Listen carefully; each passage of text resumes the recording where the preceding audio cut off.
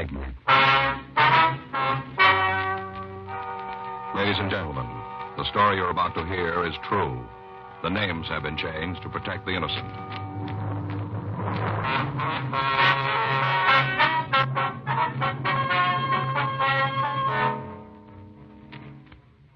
You're a detective sergeant. You're assigned to juvenile detail. You get a call from Georgia Street Receiving Hospital. A 2-year-old child has been brought in. Her condition is critical. There's evidence of foul play. Your job? Check it out. It was Sunday, August 14th. It was warm in Los Angeles. We were working the night watch out of juvenile detail. My partner's Frank Smith. The boss is Captain Powers. My name's Friday. I was on my way back from detention cells, and it was 7:28 p.m. when I got to the second floor of Georgia Street Juvenile. Squad room. Hi, how'd it go? Nothing. Those kids won't cop to a thing. What about the weapons? Well, they admit they had them, and that's all. Nothing about what they were going to do with them. No. I don't know, Joe. Today, kids got a lot more than we ever had. TV, cars, a lot of things. Yeah. Still seems like they aren't happy unless they're figuring how to beat somebody's brains out. Well, it doesn't go for all of them. Well, enough to give us a headache. Yeah. Now take those kids upstairs. If they spent the same time doing something constructive that they do making the zip guns and saps, they'd have something worthwhile, something worth remembering. Well, maybe it'll work out the same way. What do you mean? They won't forget this.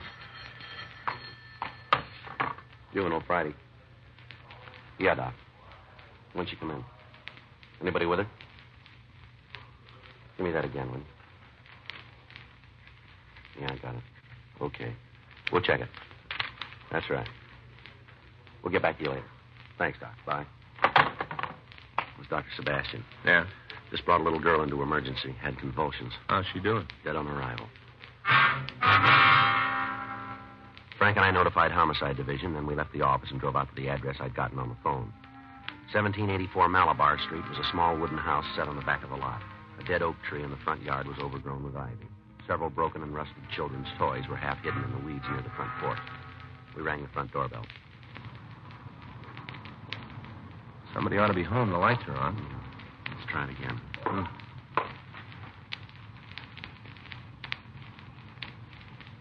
Yeah, somebody's coming. Yes, Miss Manson, that's right. What do you want? police officers would like to talk to you. We have to go through it all again. Don't you think I feel bad enough about it? We're sorry to bother you, ma'am, but there's some questions we have to ask you. All right, come on in. You might as well sit down. Thank you. Thanks. This is Frank Smith, and my name's Friday. How do you do, Miss Manson? Hello. You're the child's aunt, is that right? Yeah, her mother's my sister. And where's her mother? I don't know. Been trying to get in touch with her. Left messages all over town, but I guess she ain't got any of them. The child stay with you, does she? Yeah. Been here since she was 6 months old. Feel like she was my own. Mm-hmm. I got 3 kids myself, all boys. Always wanted a girl. When Joan said I could have Melissa, it made me feel real good. Like a daughter of my own, real good. Mm-hmm. Knew it didn't make any difference to Joan. None at all. Wasn't anything that mattered much to her. I always thought Melissa was something that shouldn't have happened. In the way, that's what she said. Yes, ma'am. In the way. Mm-hmm. What happened this evening? What do you mean? Well, you're the one who called the hospital, aren't you? Yeah. As soon as I knew there was something wrong, called him. Mm-hmm. Well, what happened? Well, this is Sunday. Yes. Every Sunday morning, Joan comes by and picks up Melissa, takes her for the day. Mm-hmm.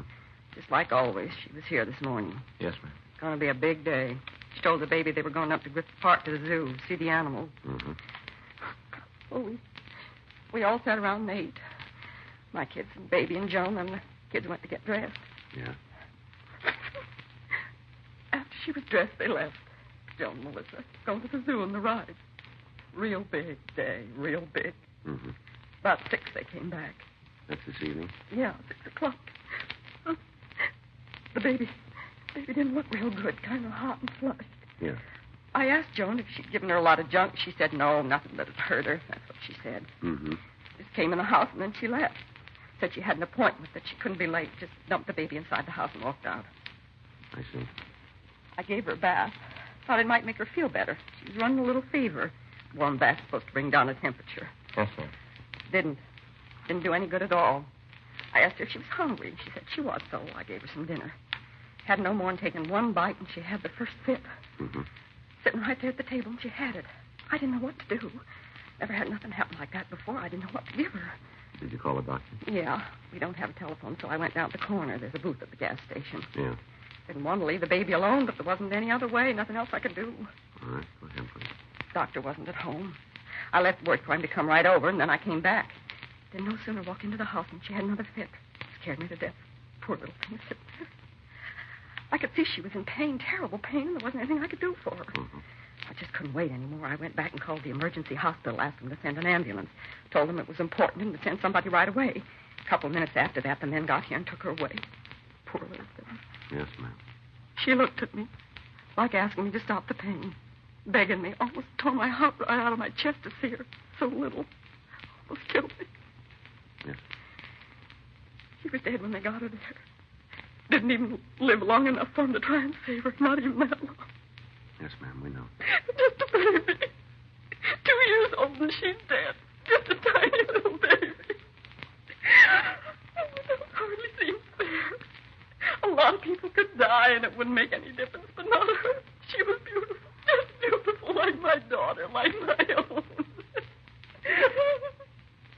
You sure there isn't something we can get for you, Miss Nancy? No, nothing. Isn't anything that'll help now. Nothing at all. Ma'am, has there been any history of this type of attack in your family? You mean fit? Epilepsy? Anything of that nature? No, never been anything like that. Well, now, did the child tell you that she felt sick? Mm-mm. We didn't have no idea there was something wrong until it was too late. Did she complain of stomach cramps, do you remember? No, she didn't. What'd you have for dinner? Ground meat, potatoes, the green beans. Couldn't have been that made her sick. We all ate the same thing. The kids and me, none of us had any trouble.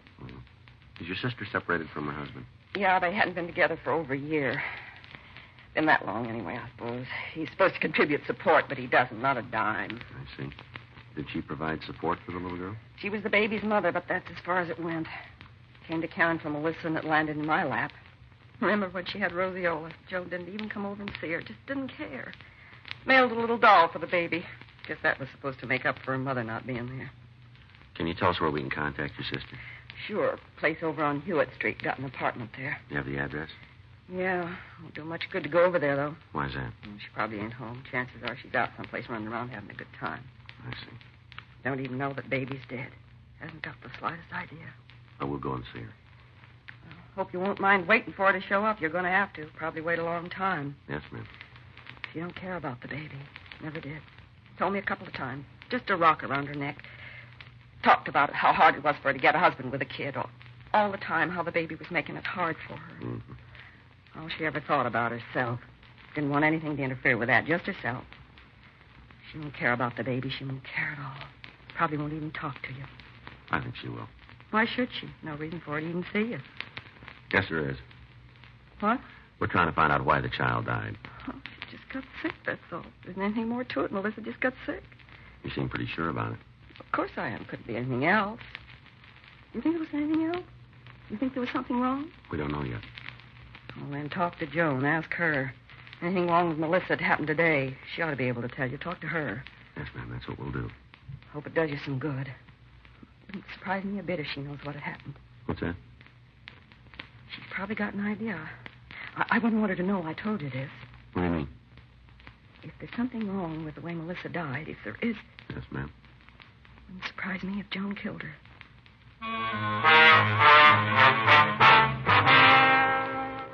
Frank and I left the house and drove over to the apartment on Hewitt Street. The name on the mailbox read Joan Guyman. We rang the bell, but there was no answer. We talked to the landlady, Mrs. Enid Finden. She told us that the Guyman woman had left the place about 7:15 in the company of a man, and she hadn't returned. We asked her what she could tell us about Miss Guyman. Kind of hard to say right off. She's funny, you know how I mean? No, ma'am. Well, there's a lot of people who don't like her, lots of them. They think she's kind of wild, the way she runs around, partying it up. You'll hear a lot of talk about her. Got to kind of make up your own mind about it. Mm-hmm. You any idea where we can find her? No, could be in half a dozen places. If she starts on a run, she's liable not to slow down for a couple of days. You know the man she's with? Sorry, I can't help you there. I've seen him before, but not many times. I don't think Joan goes out with him much. Mm-hmm. Something wrong? Ma'am? Something happened to Joan? No, ma'am. Must be some reason you're nosing around. Anything you want to tell me? It might be a little better if we talk to Miss Guyman. That's the way you want it. I ain't going to pry into something that don't concern me. Yes, ma'am. Have you ever met Mrs. Guyman's little girl? You mean Melissa? Yes, ma'am. Sure. Two of them been here several times. Sundays, you know, Joan has a little girl. How they seem to get along. What? Miss Guyman and her daughter. How they get along. Well, you said it yourself. Melissa's her daughter. Yeah. What have you heard? Huh? Somebody's been talking about how Joan treats the kid. Well, maybe you better tell us.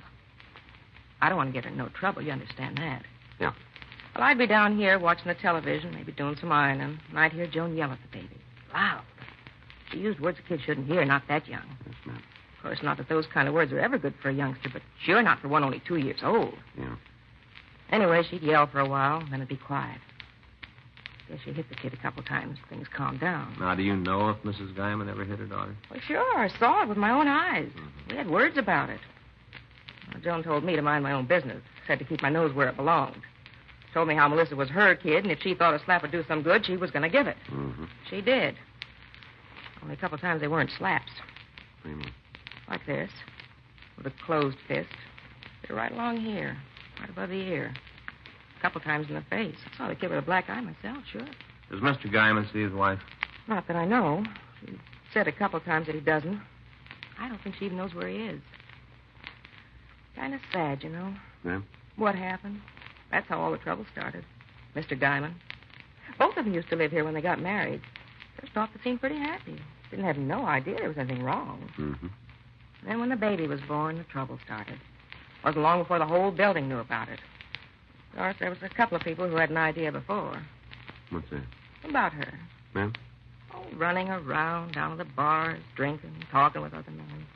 Now, I'm not a prude. Never been anybody who could say that about me. Nobody. Mm-hmm.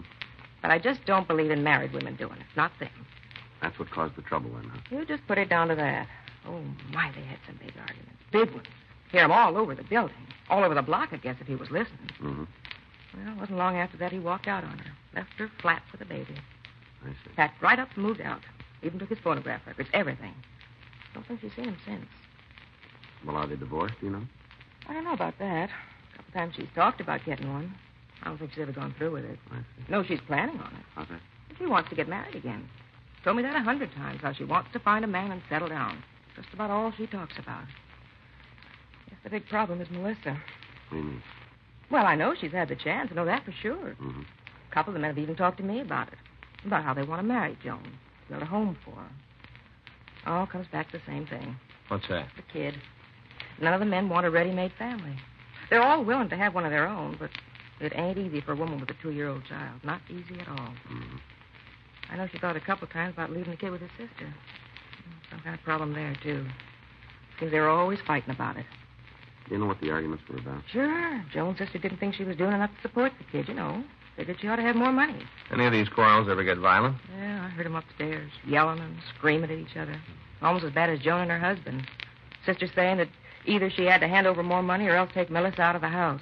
Joan saying that she didn't care what happened to the kid, yelling all over the place. Terrible the way they carried on. Mm-hmm. Be honest about it, I don't think either one of them really wanted the little girl. Neither one of them. Is that right? Both been just as happy if she'd never been born. Poor little kid. Wonder they didn't try to put her in another home, you know. Find some people who wanted her. Would have given her a chance to grow up being loved. That's right. Least they could have done, given the little kid a chance. Oh, I don't know. Maybe someday Joan will wake up, realize what she's doing. Mm-hmm. Maybe she will. Let's hope it's not too late. In the company of the manager, Frank and I checked Joan Guyman's room. There was no indication that she wasn't going to return. We asked Miss Bindon to notify us as soon as she heard from the Guyman woman. We returned to the office and checked with the crime lab. They'd finished going over the child's clothing, and they hadn't found anything out of order. We put in a call to the coroner's office, and we talked to Chief Deputy Coroner Vic Wallage. He told us that the autopsy would be held at 10 a.m. the following morning, and that we should have the results by 11. He went on to say that in his examination of Melissa Guyman, he'd found several bruises on her neck and back. However, he was unable to tell us if the blows might have been strong enough to cause her death. 12:16 a.m., we ran the names Joan Guyman and her sister through R&I. There was no record on the sister, but we found that the Guyman woman had been arrested several times in the last year on charges of 4127A, drunk. The rest of the night was spent in checking out the places she was known to have frequented. An attempt was made to find her husband without result. The next day, Frank and I met in the squad room early to put through a call to the coroner's office. Yeah. Mm-hmm. What about the bruises? I see. How long's that going to take? Right. We'll keep in touch with you. Okay. Bye. How about it? They finished. What's the cause of death? They're still not sure. What do you mean? They think she might have been poisoned.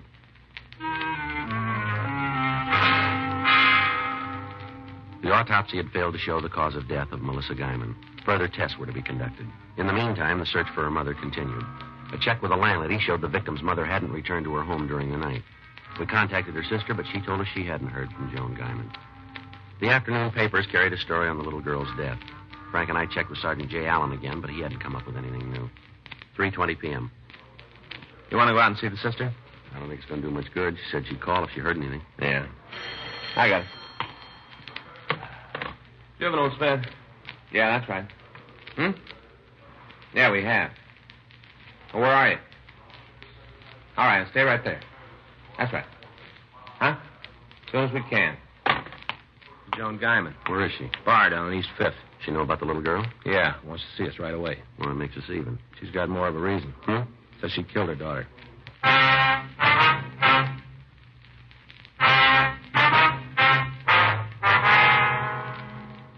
Frank and I left the city hall and drove over to the bar. When we walked into the place, it appeared to be deserted. The bartender told us there was a woman answering the description we gave him in one of the rear booths. Joan Guyman was in her late 20s, but she looked at least 40. She'd been drinking heavily, and she'd been crying. Yeah?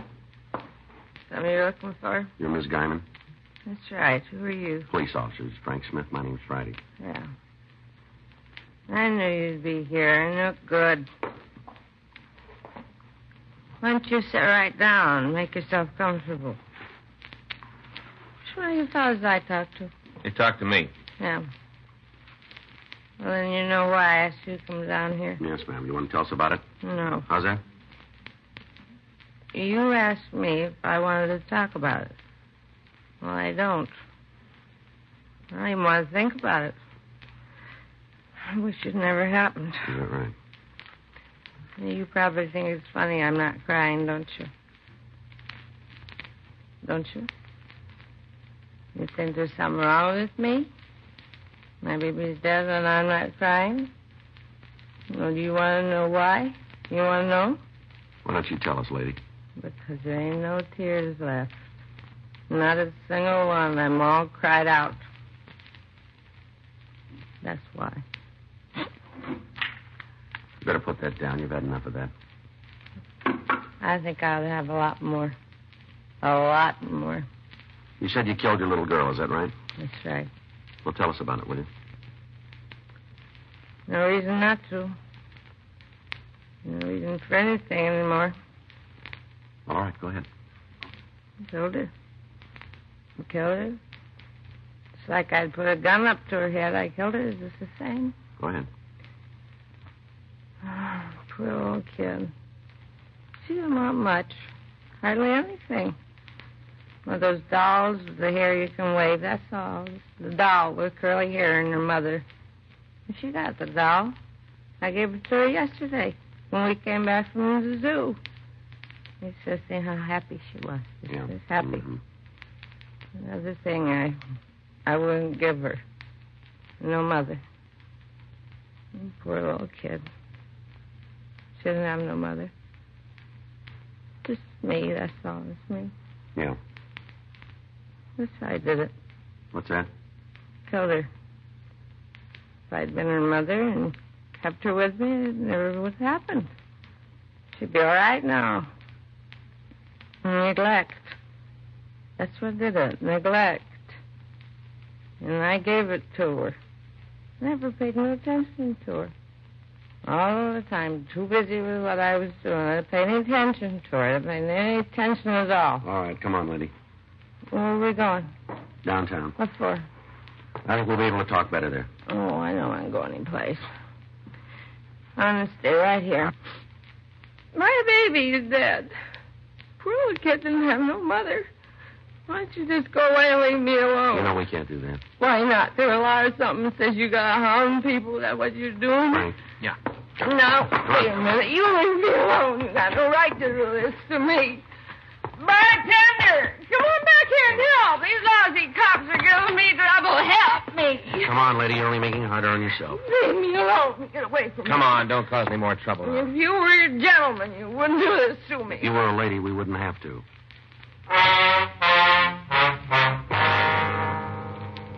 We took the woman back to the city hall. After several cups of hot coffee, she straightened out enough to give us a story. She went over each step of the previous day, naming all the places she and her daughter had gone and all of the foods they'd eaten.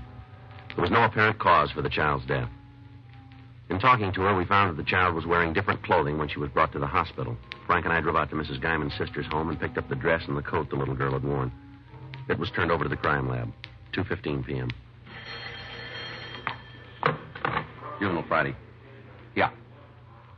I don't know. We'll have to check it. Right. Yeah, as soon as we know. Right. Ray Pinker over at the lab. Yeah? Just finished going over the little girl's dress. Find anything? A couple of stains. Yeah? Traces of poison. Along with the crew from the crime lab, Frank, Mrs. Guyman, and I went back to her apartment where a thorough search was started. From the analysis of the stains found on the child's dress, Sergeant J. Allen said the death might have been caused by minute quantities of poison in another fluid. While he and his crew went over the apartment, Frank and I talked to Mrs. Guyman. Couldn't be anything here. Was the child alone at all yesterday? No, I don't think so. We went to the zoo and came back here. Gave her the doll, and we played with that for a while. Mm-hmm. Did you leave the apartment at all? Yeah. Went down to the corner to make a phone call. Only gone a couple of minutes. Your daughter was here alone then? Yes, but she couldn't have gotten into anything. I was only gone a little while. I was still playing with the doll when I got back. Miss Guyman, our crime lab seems to think she might have been poisoned by some sort of polish. Well, what do you mean? Looks like a metal polish of some kind. I don't have any of that in the house. You're sure? Certainly. I don't know. My place. They have to tear everything up like this. It'll all be straightened out. I hope so. Seems like there's never going to be an end to it. Joe? Yeah, Jay. See you a minute? What do you got? I think this is there. Found out in the kitchen under the sink. Metal polish. Yeah. Isn't one of the standard brands. Certainly isn't one of the off brands either, is it? I've never seen it before. Well, The bottle's almost empty. Cap was off when we found it. any chance it might have spilled out? No, it doesn't look like it. Not on the floor around the bottle. You want to come out in the kitchen? We'll check it for prints. All right. We got the kid out there. All right. Can you tell for sure, Jay? No, we can get an idea, though. There, Joe. It's coming through. You see there? Yeah. What do you think? Have to roll the child's prints to be sure. Looks like it, though. The fingers are pretty small. There, you can see yourself. Pretty tiny. I guess that does it. Huh? Mm-hmm. Oh, thanks, Jay. What'd they find? You know how it happened? We think so, yeah. How? We found an empty bottle of metal polish in the kitchen. Looks like your daughter drank some of it. She couldn't have. I was with her all the time. She couldn't have gotten to it. You said you left her alone. But not that long. She didn't have time. I was only gone a couple of minutes. That's all. Just a couple of minutes. That was long enough. It's not true. Just making it up, trying to make it all my fault. No, ma'am. Yes, you are. You're trying to make out I did kill her. You're saying it's my fault. Well, it isn't. Well, then you tell us. Huh? Whose fault is it?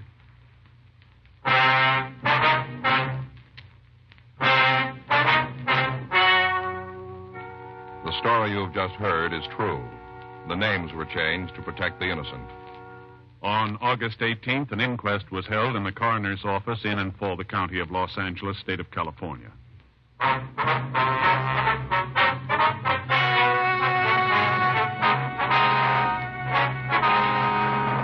After examining all the evidence, a coroner's jury decided that the death of Melissa June Guyman was due to accidental poisoning. You have just heard Dragnet, the authentic story of your police force in action, and starring Jack Webb, a presentation of the United States Armed Forces Radio Service.